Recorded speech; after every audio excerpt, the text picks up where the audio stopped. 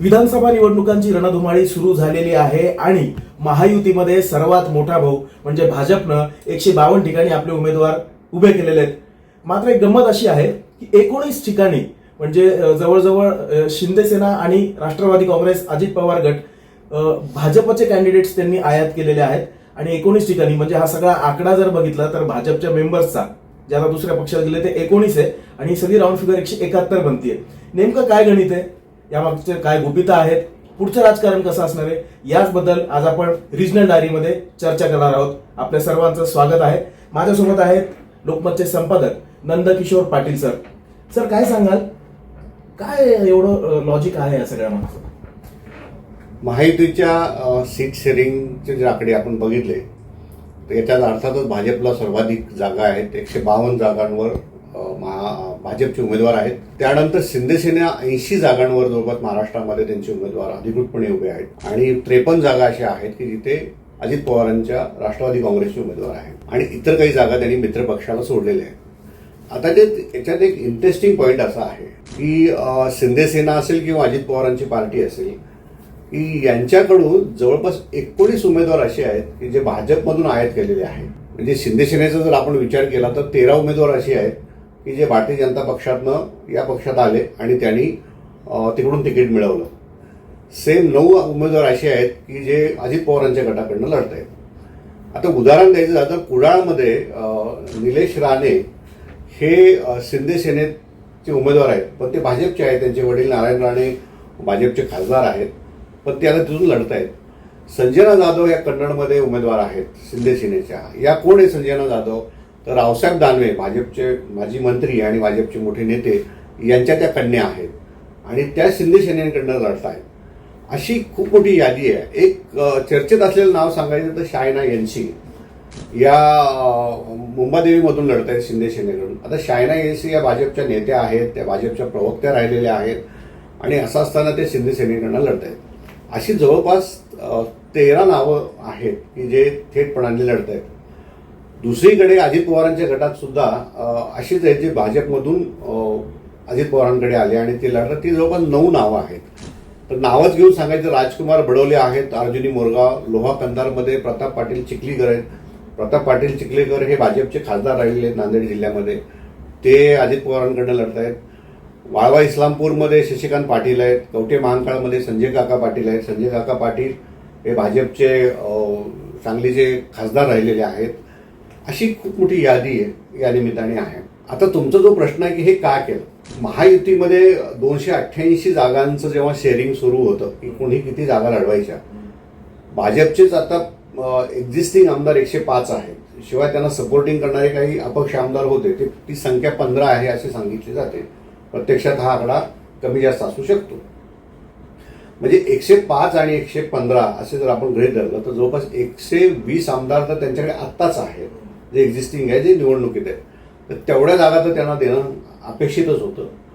पण भारतीय जनता पक्षी एवढ्या जागांवर समाधानी नव्हतं. त्यांना 150+ जागा हव्या होत्या. खरं तर त्यांना 168 जागांचं त्यांचं टार्गेट होतं की किमान 178 जागा 168 जागा त्यांना हव्या होत्या.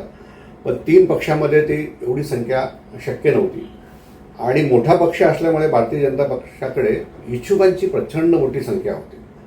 मग ते विदर्भ असेल, मराठवाडा असेल किंवा पश्चिम महाराष्ट्र असेल, ही इच्छुकांची संख्या त्यांच्याकडे होते. दुसरीकडे एकनाथ शिंदे मुख्यमंत्री यांच्याकडे इच्छुकांची संख्या होती मोठ्या प्रमाणामध्ये आणि त्यांना 52 जागा त्यांच्याकडे आल्या.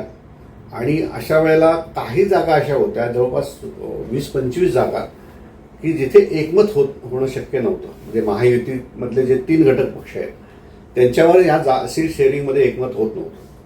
आणि मग मधला मार्ग असा काढला गेला की जागा तुमच्याकडे राहील पण त्या जागेवर आमचा उमेदवार असेल.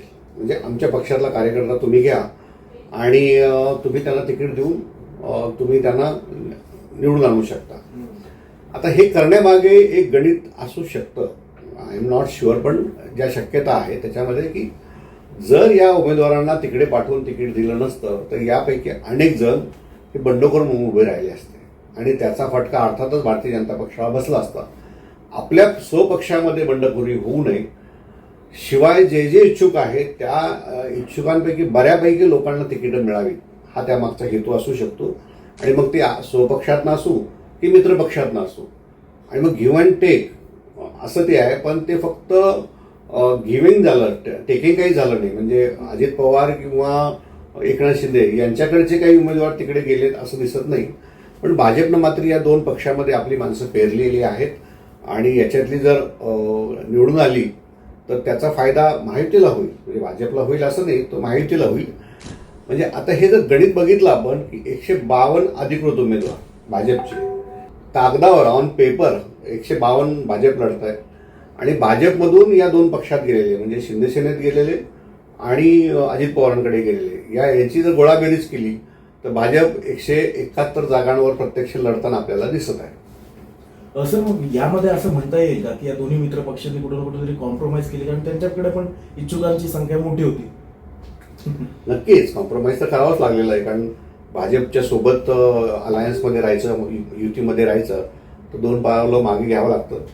परंतु या जागांवर भाजपचे जे उमेदवार आहेत ते सुद्धा तगडे उमेदवार आहेत. आता उदाहरणार्थ प्रताप पाटील चिखलीकर लोहा कंधारचे हे प्रॉबेबल विनर कॅन्डिडेट आहेत असं मला वाटतं की असे कॅन्डिडेट त्यांना मिळाले आहेत तेच, तर त्याचाही त्यांना फायदा होऊ शकतो. आणि शिवाय युतीमध्ये सीट शेअरिंग झालं पण वोट शेअरिंग हा एक मोठा विषय असतो की तुम्ही जागा वाटप करून घेतल्या आपापसामध्ये, पण त्या जागा वाटप झाल्यानंतर प्रत्यक्ष मतदारसंघामध्ये जेव्हा मतदान होतं तेव्हा इतर पक्षाची मतं दुसऱ्या पक्षाला मिळणं अपेक्षित असतं. भाजप शिवसेनेमध्ये ते नॅचरली होत आलेलं आहे. गेल्या 25-30 वर्षामध्ये आपण ते पाहिलेलं आहे. आता याच्यामध्ये अजित पवारांचा पक्ष ऍड झालेला आहे. अजित पवारांना च्या उमेदवारांना भाजपची मतं मिळणं किंवा एकनाथ शिंदेची मतं मिळणं किंवा वाईस वर्सा अजित पवारांची मतं या दोघांना मिळणं हे वाटतं तितकं सोपं नसतं.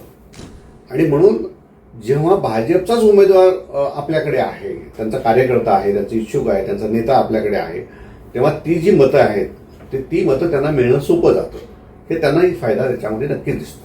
सर, जे चिन्ह बदल किंवा पक्षाचं चिन्ह बदलून येतं म्हणजे जसे की राष्ट्रवादी काँग्रेसचे पारंपरिक जे मतदार असतील याचा फटका नाही बसू शकत किंवा ते कसे काय धनुष्यबाणावरती शिक्का मारतील किंवा भाजपच्या कमळावरती मारतील? मी ते सीट शेअरिंग आपला वोट शेअरिंगचा हा मुद्दा असतोच अनेकदा की पारंपरिक पद्धतीने विशिष्ट मतदार एकाच चिन्हावर मतदान करत आलेला असतो आणि अशा वेळेला अलायन्समध्ये जेव्हा तिथे समोर वेगळा उमेदवार असतो तेव्हा तो निष्ठावंत जो मतदार आहे तो दुसऱ्या चिन्हाकडे जाताना थोडं हेजिटेट होतो.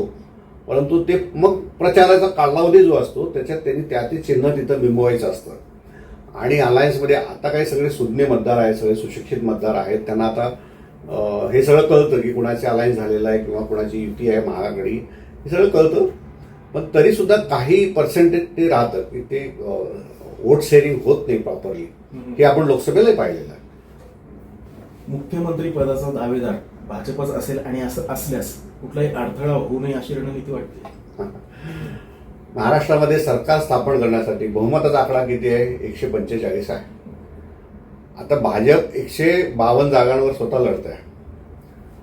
तर आता त्यांना 152 पैकी 145 त्यांचेच जर निवडून आले तर त्यांना या दोघांची गरज राहणार नाही. ते स्वतः सरकार स्थापन करू शकतात. पण असं होत नाही. ह्या महाविकास आघाडीकडे सुद्धा चांगले उमेदवार आहेत, त्यांचाही प्रचार जोरात आहे. कुठल्याही पक्षाला एका स्वतंत्र पक्षाला सरकार स्थापन करण्याची महाराष्ट्रात आता स्थिती नाही आहे. त्याच्यामुळे भाजपला जर सरकार स्थापन करायचं असेल तर या दोघांना सोबत ठेवणं त्यांना अनिवार्य आहे. आणि याचा फायदा जेव्हा तुमचेच उमेदवार तिकडे असतात आणि ते निवडून येतात तेव्हा त्या पक्षात एक दबाव गट निर्माण होतो की मेजॉरिटीने की नाही आपण यांच्यासोबत जाऊ, त्यांच्यासोबत नको जाऊ.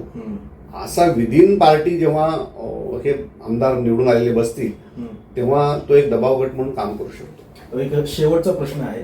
आता सध्या या निवडणुकीच्या रणधुमाळीमध्ये आणि त्यानंतर जर महायुती सत्तेत आली तर ह्या सगळ्या गोष्टींचा कसं समीकरण असेल? नाही, मला नाही म्हटलं. आता सध्या तर रणधुमाळी सुरू आहे, पण निवडणुकांच्या नंतर कशा याचा सगळ्या गोष्टींचा परिणाम असू शकतो? नाही, बघा आता 2019चं जर आपल्यासमोर उदाहरण आहे की ते कसे अलायन्स लढले होते आणि नंतर आफ्टर रिझल्ट काय झालं की उद्धव ठाकरे हे काँग्रेस आणि राष्ट्रवादी सोबत जाऊन त्यांनी सरकार स्थापन केलं. आता जे दिसतं आहे ते दोन्ही अलायन्स आणि युतीमध्ये म्हणजे महाविकास आघाडी आणि महायुतीमध्ये फार टस्सल आहे.